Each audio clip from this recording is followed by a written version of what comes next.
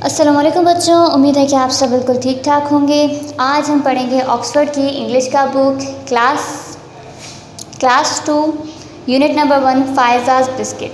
जैसे कि आपको पता है कि हम ये चैप्टर पहले ही स्टार्ट कर चुके हैं, तो फिर भी मैं आपको रिव्यू देती हूँ कि पिछले वाले टॉपिक्स में हमने क्या पढ़ा, कब तक पढ़ा था। पिछले वाले टॉपिक्स में हमने पढ़ा था कि एक छोटी सी बच्ची थी जिसका नाम फ़ायज़ा था। वो बहुत भूखी थी और उसके पास जो टिफ़िन बॉक्स था वो भी खाली था और वो बहुत ही ज़्यादा गरीब थी। वो एक रेस्टोरेंट के सामने खड़ी हुई थी, तो वहीं पर एक गाड़ी आकर रुकती है और उस गाड़ी से बहुत सारे लोग बाहर निकलकर रेस्टोरेंट में जाते हैं। जब वो रेस्टोरेंट में जाते हैं तो फ़ायज़ा वहीं बाहर खिड़की से अंदर झांकती है और उन्हें देखती है, तो वो वहाँ पे आइसक्रीम और बिस्किट्स खा रहे होते हैं। उसके बाद वो जो उनके साथ एक छोटी बच्ची होती है वो केक काटती है और बाकी सब लोग जो होते हैं वो हैप्पी बर्थडे का जो सॉन्ग होता है वो उसके लिए गाते हैं। इससे हमें पता चलता है कि वो वहाँ पे जो छोटी बच्ची आई थी उसका बर्थडे था और वो सब वहाँ पे बर्थडे सेलिब्रेट करने के लिए आए हुए थे।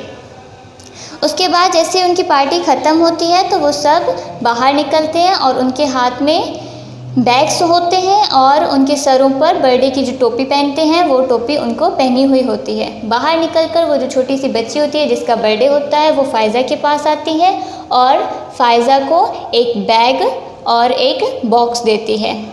हमने ये तो देखा था कि उस बैग में जो था वहाँ पे केक था बहुत सारा। फ़ायज़ा उस केक को खाती है क्योंकि फ़ायज़ा को भूख लगी हुई होती है, तो फ़ायज़ा फ़ौरन से उस पूरे केक को खा लेती है। और लेकिन उस लड़की ने उसे जो डब्बा दिया था उस डब्बे में क्या था ये हमें पता नहीं चला था। अब हम देखेंगे कि उस डब्बे में क्या था।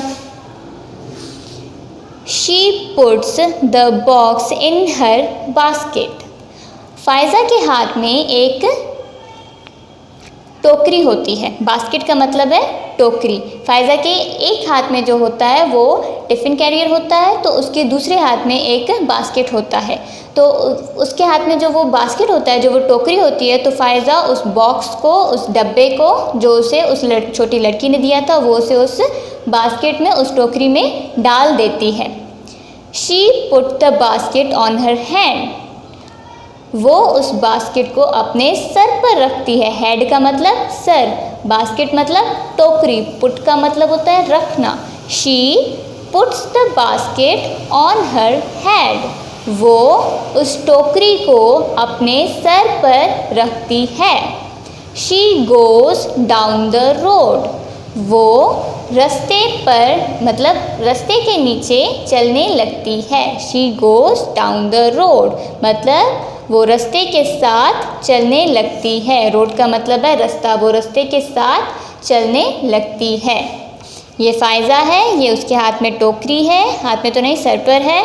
फ़ायज़ा के हाथ में ये जो टोकरी थी उसमें वो उस बॉक्स को डालती है जो उसको उस छोटी सी बच्ची ने दिया था और फिर उसे अपने सर पर ऊपर रख के और रास्ते के साथ चलना शुरू कर देती है।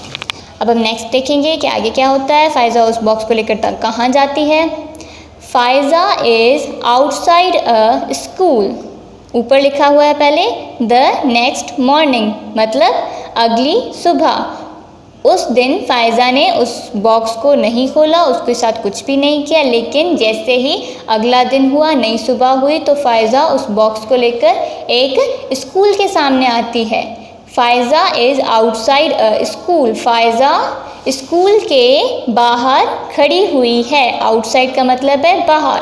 फ़ायज़ा स्कूल के बाहर खड़ी है। What is she doing? वो क्या कर रही है। Doing मतलब करना। What is she doing? वो क्या कर रही है। Who is buying something from her? ये कौन है जो उससे कुछ खरीद रहा है। समथिंग का मतलब है कुछ, बाइंग का मतलब है खरीदना। कौन है जो उससे कुछ खरीद कर रहा है। ये तस्वीर है, ये फ़ायज़ा जो है वो स्कूल के बाहर आके खड़ी हो गई और यहाँ पर ये एक और लड़की है जो उससे कोई चीज़ खरीद कर रही है। अब हमें नज़र आ रहा है कि ये वो बॉक्स है जो उस लड़की ने उसे दिया था। ये वही डब्बा है जो उस छोटी बच्ची ने उसे दिया था। तो ये वो डब्बा लेकर स्कूल के बाहर आती है और उस डब्बे में बहुत सारे बिस्किट्स होते हैं। वो उन बिस्किट्स को उठाकर और बेचना शुरू कर देती है।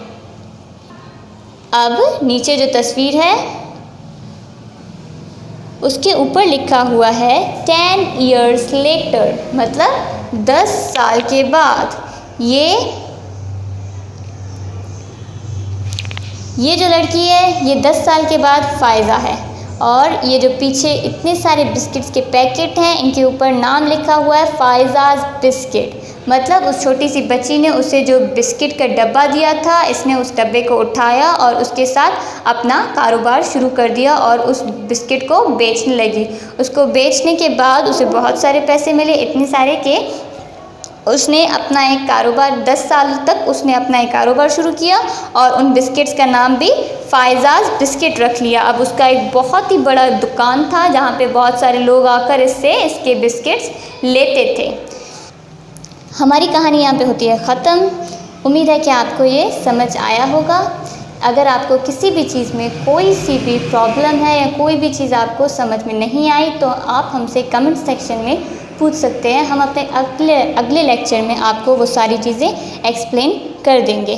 तब तक के लिए खुदा हाफ़िज़, अपना ख्याल रखिएगा।